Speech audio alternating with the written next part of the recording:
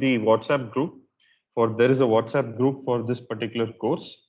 I request any one of you to just put the WhatsApp group joining link, so that if there are any students here who haven't joined in that WhatsApp group, please do join there.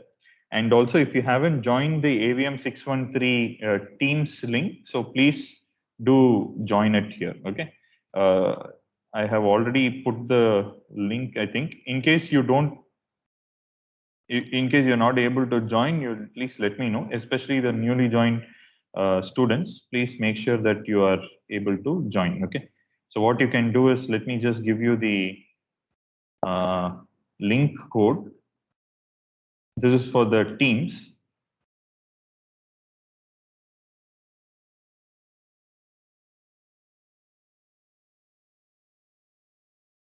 Right, I'll just put it in the chat box. This is the team code. Yeah, code to join the MS team for this course. You can probably use that alphabetic code which is there in order to join. Okay. All right. So that is as far as the logistics is concerned. So I hope all the students are aware of the link. So every class has a different link, or rather, Wednesday's class, all the Wednesdays will be the same link. All the Thursdays will be the same link. All the Fridays will be the same link. So please log in with your, institute email ID, and then automatically you will be added. I mean, it will show in your calendar. Okay. So let's get started with today's class. Yeah, thanks, Akash, for the WhatsApp group link also. So those who haven't joined, please do make sure that you join. That's very easy to communicate. Okay. Let's start with today's class. And right.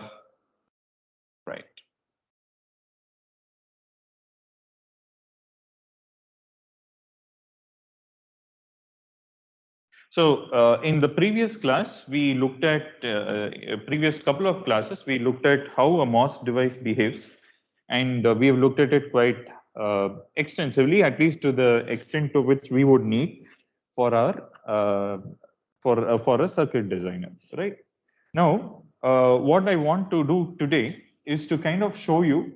I will show you a layout of how actually it happens when you are designing a chip. And also some of the, the way in which a PMOS transistor is constructed, and the way in which a deep and well transistor is constructed. Okay, so first let us start off with how do you expect the layout to look like, right?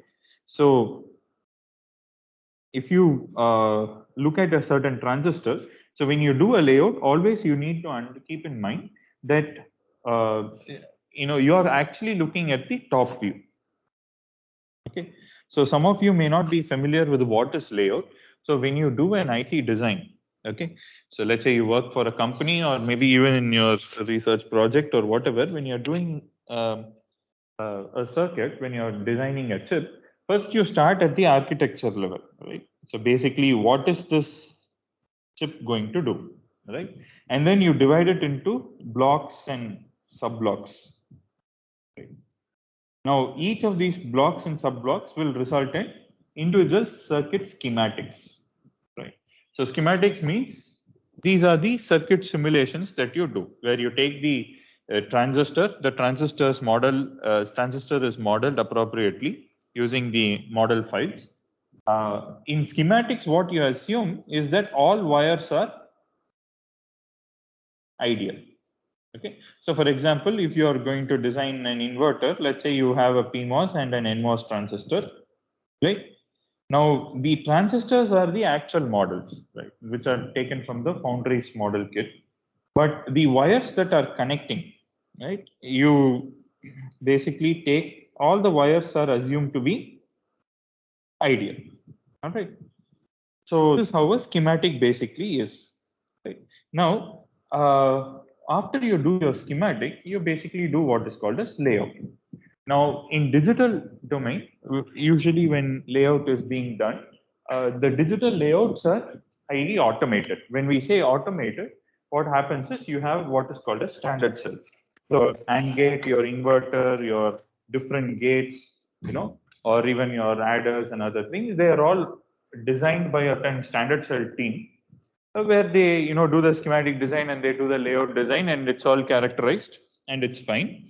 But you as a digital designer, if you are going to sit and do, let's say you are writing a big VHDL code or something, or Verilog code, there is what is called as place and route for digital circuits. So where the tool itself will take your logic, convert it to gates, and then pick the layout from the standard cell library, and you will set certain constraints and so on, and then it will generate the layout automatically.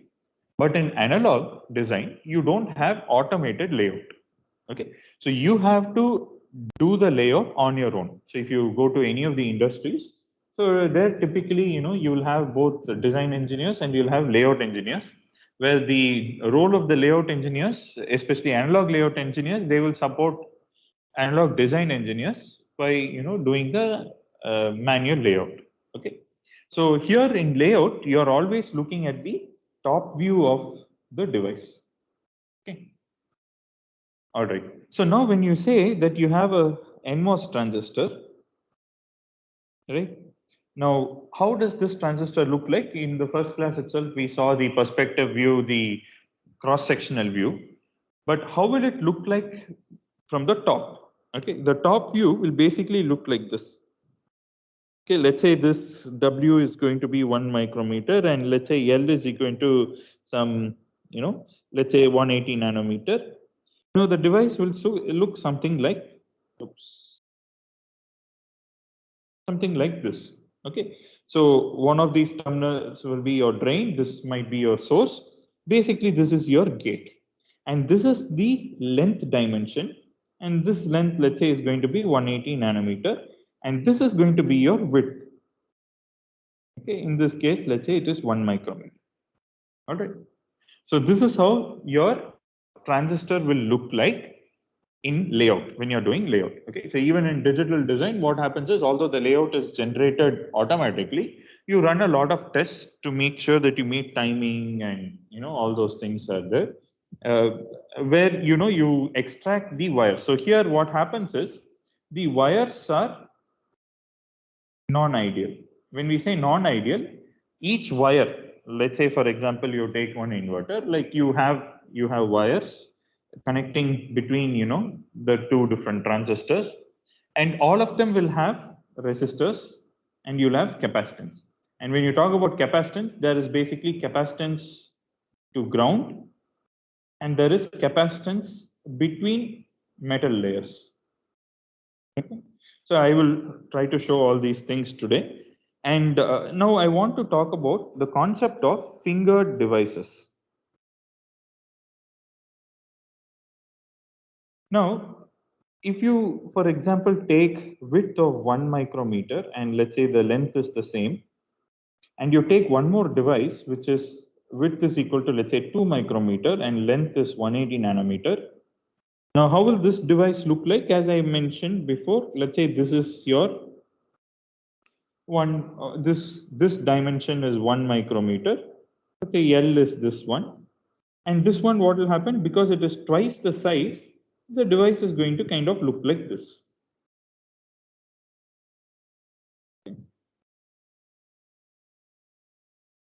This dimension is basically going to now be 2 micrometer, double of, assume that my drawing is not very accurate, but you kind of get the picture, right? This is how you will draw. Now if you say 4 micrometer, the width will basically expand.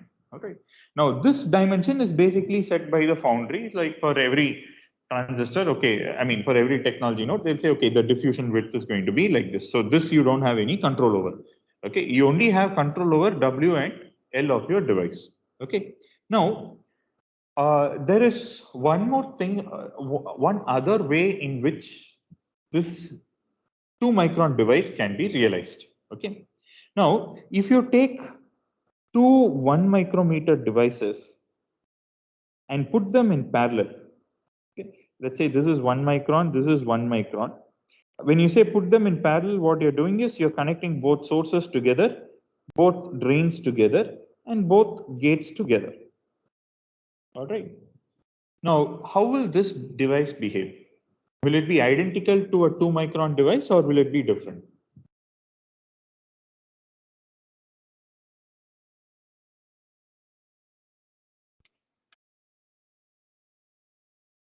Come on, guys. I'm not hearing any responses. So it will be identical. Identical, correct. Because right now you can, let's say if you call this as M1 and M2, and let's say both are in saturation. So you can say ID1 is, the mu n Cox by 2.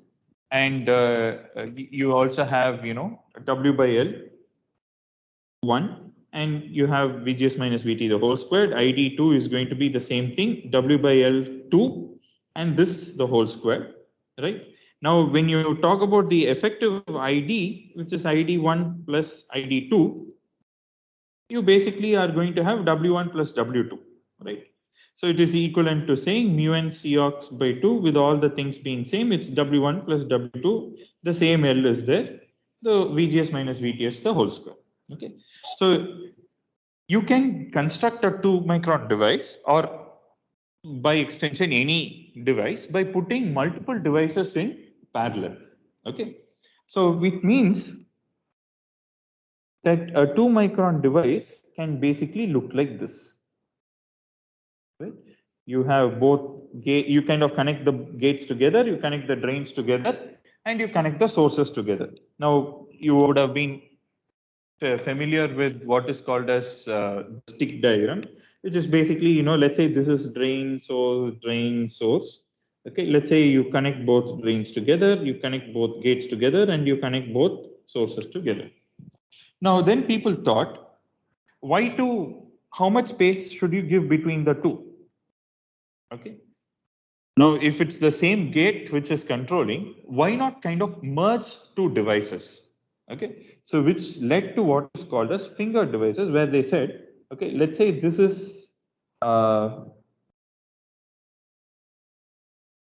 let's say this is drain 1 and this is source 1. Now I'm connecting two sources together. So let this be source 1 and source 2. Okay. And I'll put, this is the same, this is the gate of the second transistor, and let's say this is drain 2. Okay. Now, of course, my diagram is not perfect, but all these widths are identical. Now, what we have done, we have eliminated two source regions by overlapping those source regions, because anyway they are connected together, right? You have overlapped them and we have formed a device. Now, this is what is called as a fingered device. Okay. Now, by extension, you can have a larger number of fingers also. Usually, the upper limit for fingers might be around 20, I think 30, 40. Each process will have its own limits. So, if you have a 4-finger device, let's say number of fingers is equal to 4, your device will look something like this.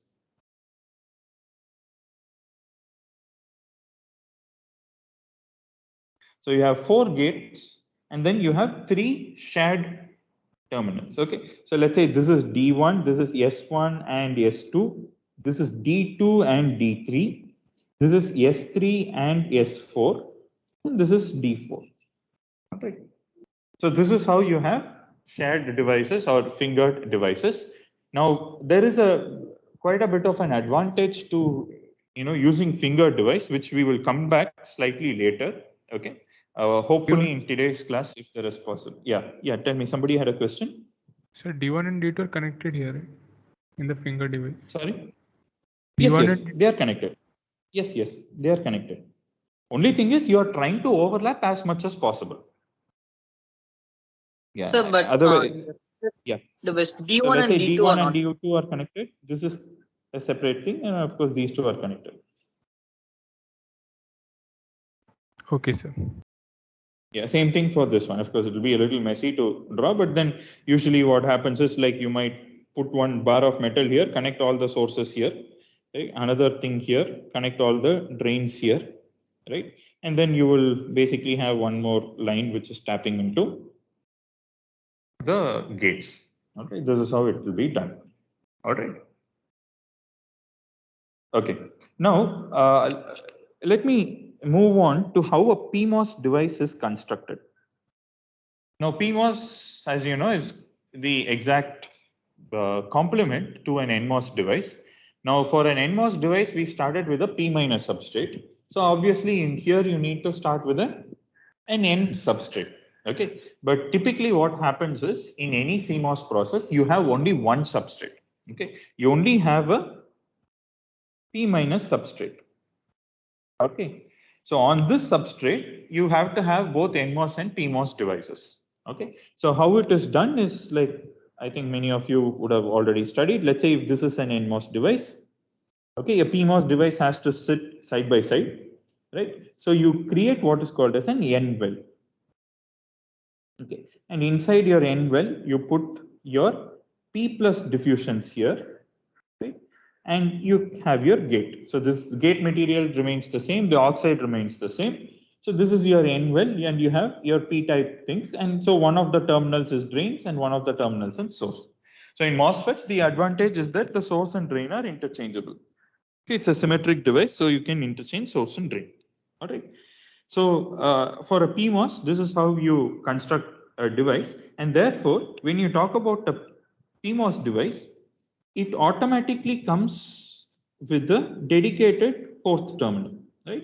Because you'll put one more N plus diffusion here, and this is going to be your body. All right. Now, this is the symbol, as you know, for PMOS. And in the PMOS, right, so here the operation is just complementary. So in an NMOS device, we had electrons as the charge carriers. Here you are going to have the holes as the charge carriers, right? So you're going to have hole movement, right? And so in this case, the one with the highest potential is called as the source, right? So because the current direction is the same as the hole direction, and let's say the source is taken to a higher potential and this is taken to a lower potential, now the holes are going to flow in this direction, and current direction is also in the same direction. Okay, so for a PMOS device, the current direction is from source to drain. Okay, both the charge carrier hole direction and current direction is the same. All right. Now, in the case of a NMOS transistor, when you have an NMOS transistor, okay, this has the lower potential and this has the higher potential. Okay, so this is your drain and this is your source. Whereas in a PMOS transistor, your source has the higher potential and your drain has the lower potential. So this you should always keep in mind. Okay, because drain and source are interchangeable. Okay, whichever has the higher potential in a PMOS will be called as the source and the other will be called as a drain. Okay, now in order to easily handle PMOS devices, the trick is to change the subscripts. Okay, so if you look at many of the textbooks or other resources, you will see that the threshold voltage for a PMOS is given as a negative quantity. All right. So because it is always if you take the VGS, this will also be negative. Okay. So it is sometimes a little tricky to handle these things in the negative domain. The way I prefer to use it is to always use the thing in change the subscripts and use it in the positive voltage domain. Okay. So which means that for cutoff region, what is the condition? Your VSG is less than modulus of VTHP. Okay. So instead of VGS, you now talk about VSG. Okay. And for triode region, what do you say? You say, okay, VSG has to be greater than mod of VTHP, and your VSD now has to be lesser than VSG minus mod of VTHP. Okay. The same equations, the subscript order alone is changed now. Okay. And for saturation region, you have the same condition, and this becomes VSD greater than or equal to VSG minus mod of VTHP. All right.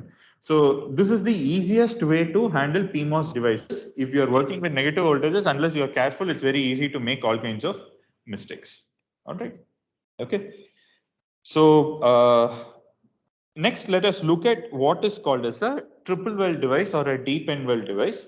Now, why do we need it? I think somebody raised that question. I don't know if it was Vivek or someone who asked the question in last class that what happens, so when we have a cascode type device, because we will look at cascodes in detail, so don't worry. Now, this body and this source 2 are at different potentials. Now, let's say I want to connect these two together. All right. Now, using a normal device, you cannot do it. Of course, in schematic, you may do and get away with it, but in layout, you can never do it. Okay. Now, why you cannot do it is because, let's say this is your P minus substrate. Let's say this is your transistor 1. And your next transistor is also going to sit very close by. This is M2. All right. Now, as I mentioned before, your bulk connection can be made, somewhere here. Sorry. Let's say this is a P plus diffusion. This is all N plus, right? Now, this particular contact, substrate contact, right? Let's say this is a common substrate. Okay. Now, this is common for both M1 and M2. So you cannot take this and short it to the source, and then you cannot take this and short it to somebody else. If you some other terminal. Okay. Then what will happen is basically you will set up a large amount of substrate current. Okay. So let's say you put a tap here and you connect it to a different voltage, and you connect this one to a different voltage. You're basically going to set up some kind of current here, and it just messes up everything else. Okay. So you cannot do that. Okay. So the way to do it, if you want to have an isolated or a separate body connection, you need to have a separate well for itself. Okay. Now, how it is done is basically you are starting with, of course, a P minus substrate. So obviously the well that you can put has to be an N well. Right? But for an NMOS device, you need a P well. So what you do is inside this N well, you put a P well. Okay. So this is what is called as a triple well process or a triple well transistor, where you have the P minus substrate, and then inside that you diffuse an N well, and inside that N well you put another P well, and here you define, let's say, your N plus regions, which forms your transistor, and you also put a P plus contact, which is your body. Okay. Now what you can do is, if you want to connect your body, bulk and source, you can basically do it like this. All right. So if you want to connect your bulk and source together, where the source is not at ground potential, you have to use what is called as a triple well device. Sometimes it is also called as a deep N well device, because this N well has to be a little deeper than what you would get for a PMOS transistor. Okay. So all these things usually are offered in most of the modern processes. If you look at some of the older processes, some of them will not have this deep N well option. Okay. But most of the modern ones will have. All right. So any doubts, any questions? Okay. Sir, so when you're let doing, me, yeah. So when you're doing this kind of structures, won't Right. like if the body potential of this P well is higher than the normal substrate, like won't it behave something like a triode or something, diode or triode? Okay, okay. Yeah, thanks for pointing it out. Actually, I forgot to mention that. So when you have a deep N well transistor, you have one more additional terminal also. Okay, that terminal is basically, you have to have a N well, you will have a N well tap also. Okay, so this will also be pinned out. So it will become a 5-terminal thing now. Okay, now what you will do is you will connect this to the supply, or rather the highest potential on the chip. Okay. So then what happens here? You actually have a reverse bias diode.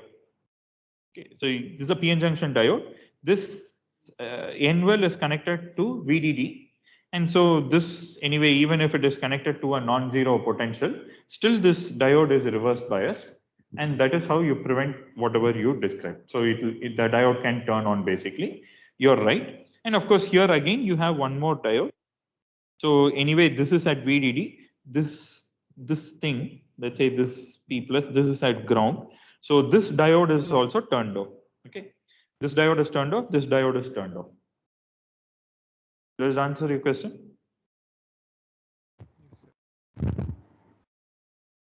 Okay, so you have a bulk contact and you'll also have a separate N-well contact. You'll have an N-well contact, you'll also have a P-well contact. Let me show you. So what I thought was, I will just open up and show. So this is basically Cadence tool. For the MTech students, your VLSI lab will include you to work on Cadence. Okay, so Cadence is basically the industry standard all over the world for IC design and tape outs and everything. So we would be training you on these tools during your MTech course. And but of course we have limited number of licenses, which means that all the for the purpose of this course you'll be using LTSpice to run simulations. At least if you are in campus, it was a different thing. You can somehow remotely log in and so on and try to share the resources. But since all of you are working from home, we don't have sufficient number of machines to accommodate these things. Of course, those who are doing projects in this field, obviously you'll be using Cadence. Okay, all right. So what I have done here is basically I thought I will show you the because it doesn't work on Windows. This works on Linux, and I have done a remote login to my machine. Right. So I've just put multiple devices here just to show, how these things work. Okay. And okay, there's nothing much to show here, right? Let me just open the layout.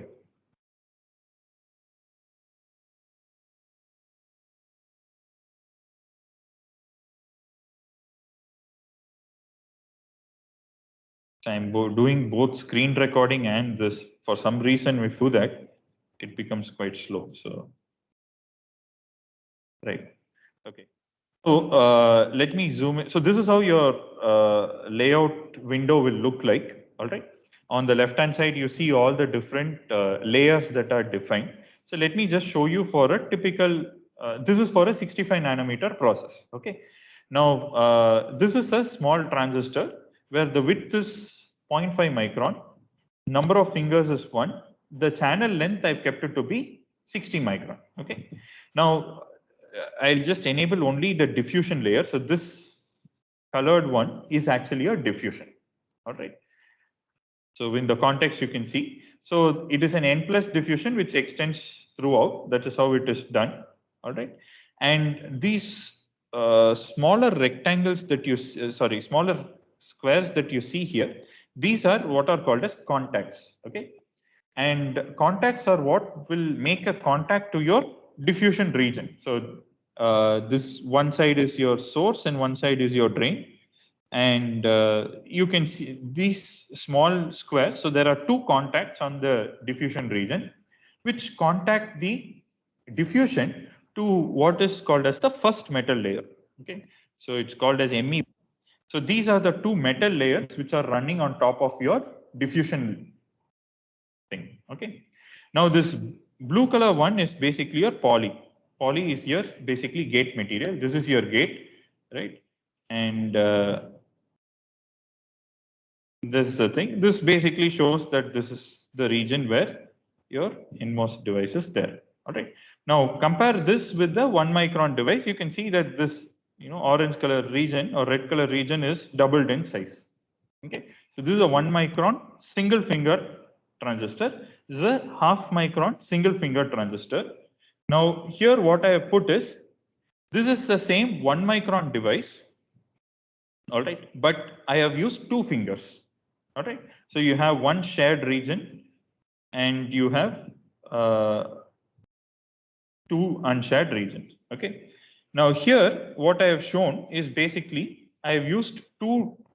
There is also what is called as multipliers. Okay, when you set up your device. Okay, so here you can see that m equal to 1, m equal to 2. M basically means multiplier. When you say multiplier, it basically means the same device is multiplied the number of times that you want. Okay, so here it is a finger width is half micron. I've used 2 fingers, and I've also used a multiplier of 2. So the overall width here is 2 micrometer.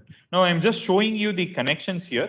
All right. So I've routed this in metal 1. So you can think of these metal layers. So some of you may have experience in designing PCBs and so on. So if you have designed PCBs, you know that there are 2-layer PCBs, 4-layer PCBs, and so on. Different process technology nodes offer different number of metal layers. Okay, this is very similar.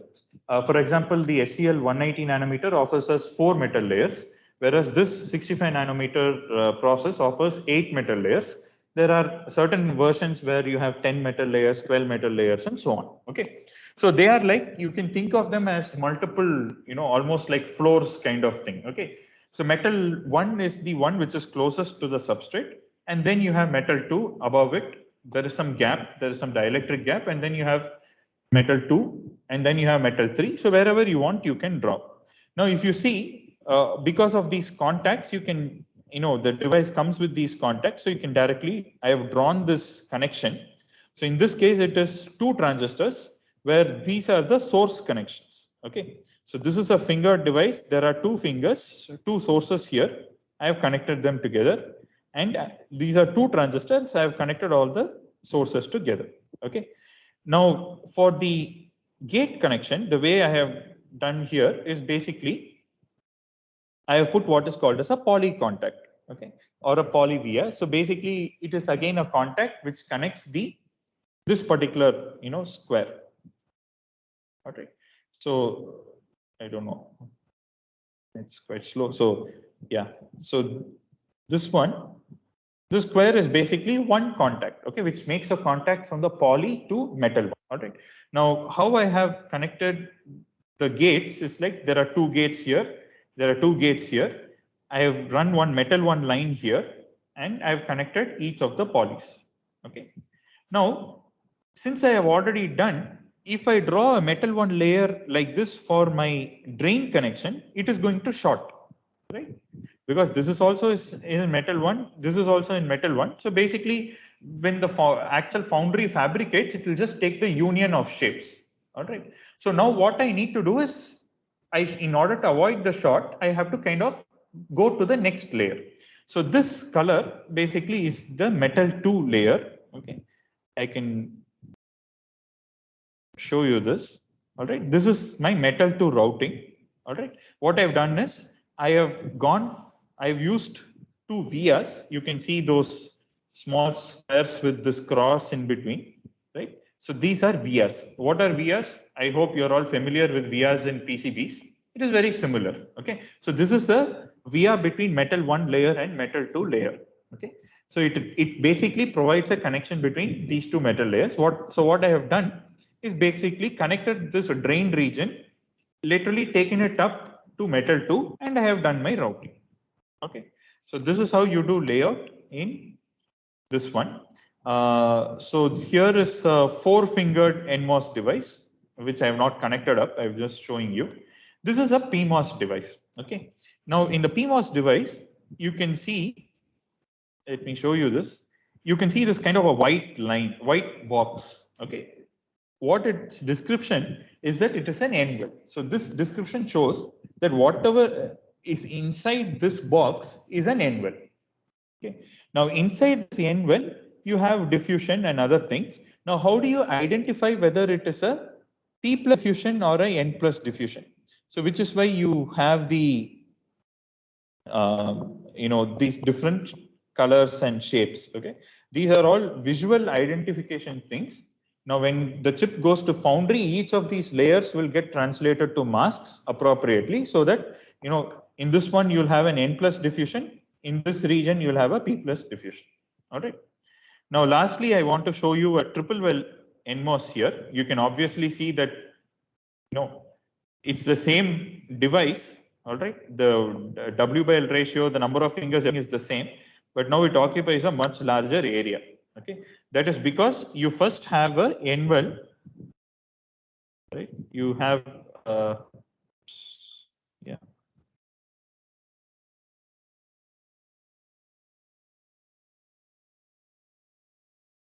It's quite slow. I don't know, for some reason when I do screen recording and this putty, it has some problem. Okay. Anyway, so what happens is there is basically, first of all, a deep end well.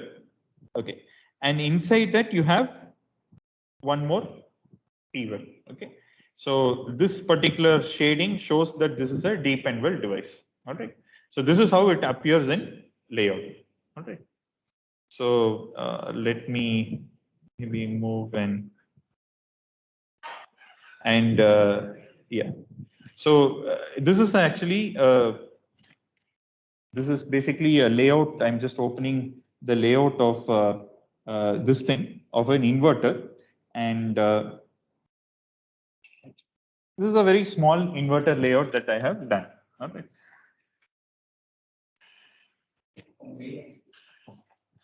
So yeah. Okay.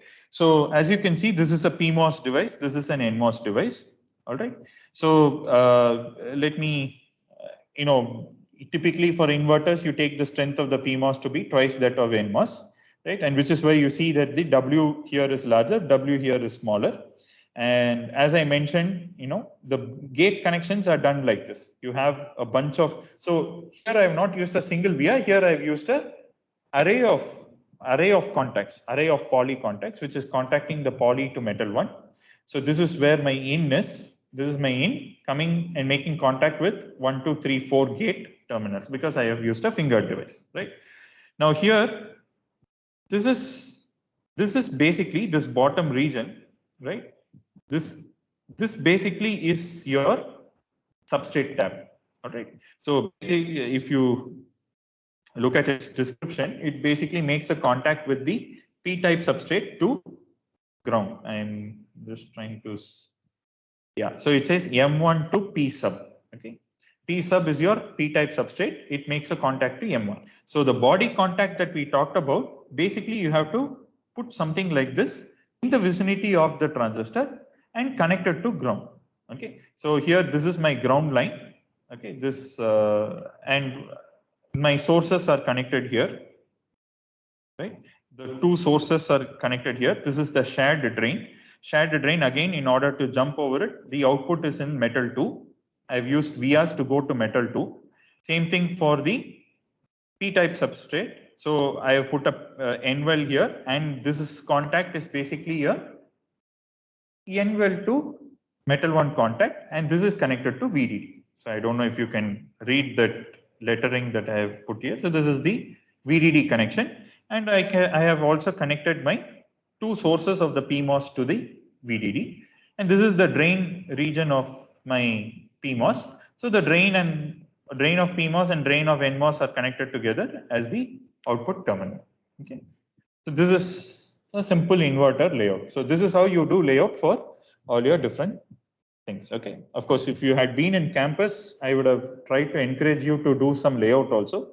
But unfortunately, since you guys are not here, it's difficult to do these things. Okay. All right. So now coming back to our thing, any doubts, any questions? Sir, I have one question. I think Yeah. I missed that part. Why we use finger devices instead of that 2 micrometer? Okay. Right. One thing is one advantage. There are two advantages. One is obviously you're reducing area, right? So you have one source region less. There is one more advantage, which is basically you reduce on capacitance, which is what I'll try to cover in the rest of the time today. So let me talk about MOS capacitance. Okay. Maybe once I cover this, you will understand. Okay. Let me quickly go through it. I think this is something that you all would have already studied. So if you look at a device, let's say this is N plus, this one. Where all do you think you will have capacitance? First and foremost, let's say the channel is formed. Okay. You will have a capacitance. This is a conducting piece of material now because it's an inversion layer and charge flow is there. This is oxide and this is poly or metal, which is again a conductor. Now here you have a parallel plate capacitance, right? So you can think of it as having a kind of a distributed capacitance between the gate and the channel, right? Now, when it is in the triode region, the way, and you know that this channel is connected to the source and the drain. Okay, this is the drain. All right. So in the triode region, you say CGS, that is the gate to source capacitance, is equal to the gate to drain capacitance, is equal to half of WL into Cox, where Cox is the capacitance per unit area, W into L is the area, so you get the total capacitance, right? Now, half of the capacitance is assigned to the drain side and half of the capacitance is assigned to the source side, okay? Now, this plus, there is what is called as an overlap capacitance. Now, the way I have drawn, you can see that this N plus diffusion, there is a little bit of diffusion, covered here, right?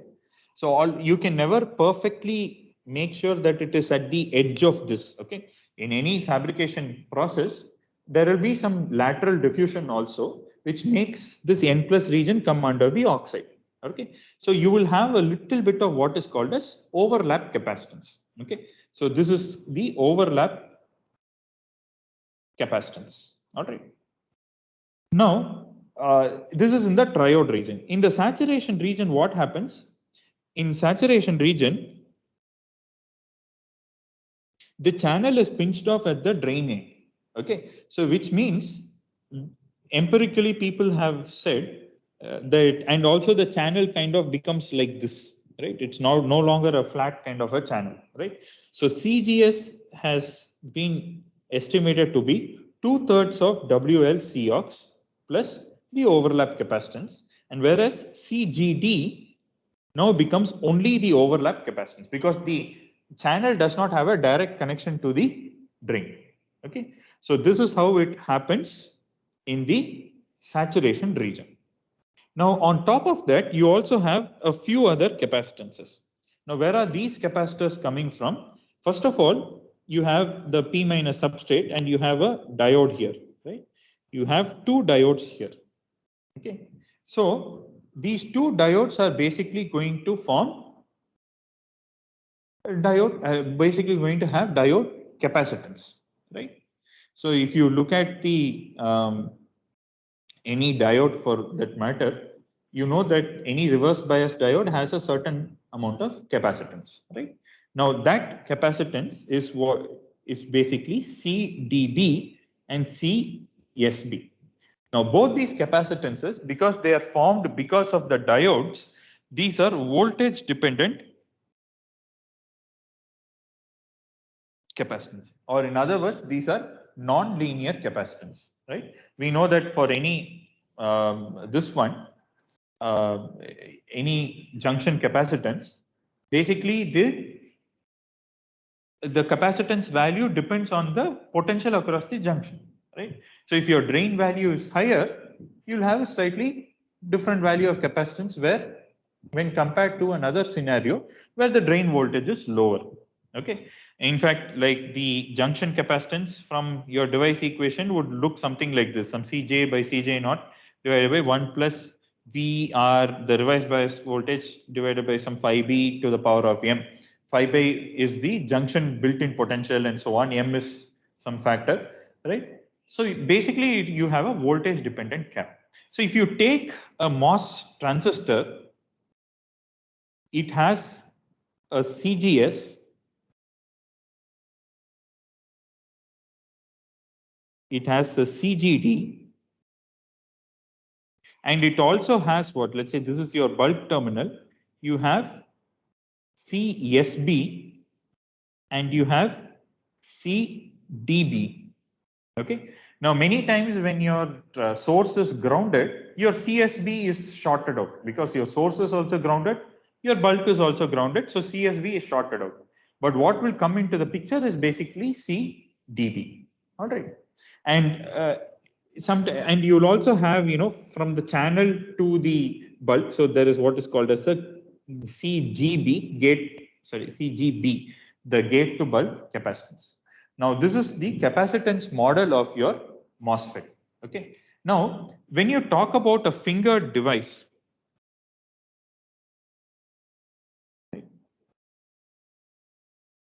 now what happens?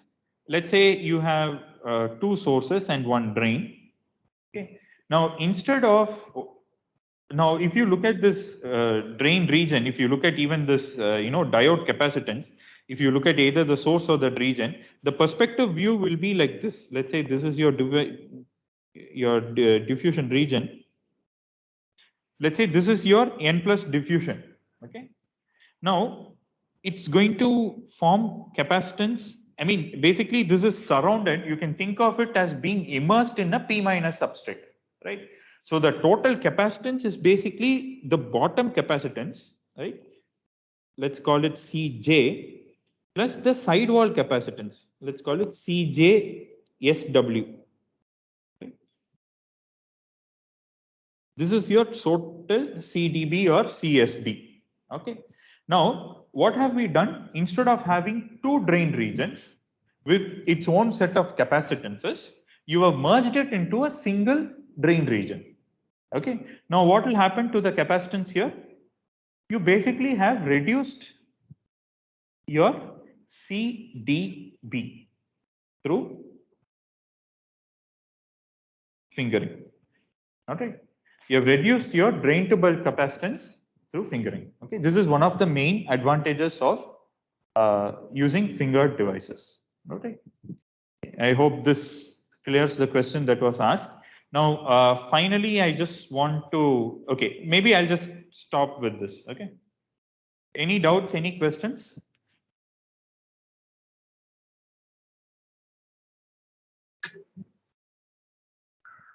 Okay. All right. So thanks, everyone. So have a nice day. And Sir? yeah. Sir, can we do that layout in LT Spice, which you showed? Spice, you don't get to do layout actually. That doesn't have a layout editor. Okay, sir. Yeah. In case you want to do something, out of your own interest, you can let me know. We'll see how we can accommodate those requests. Okay. Okay, sir. All right. Okay. So thanks, everyone. Thank you, sir.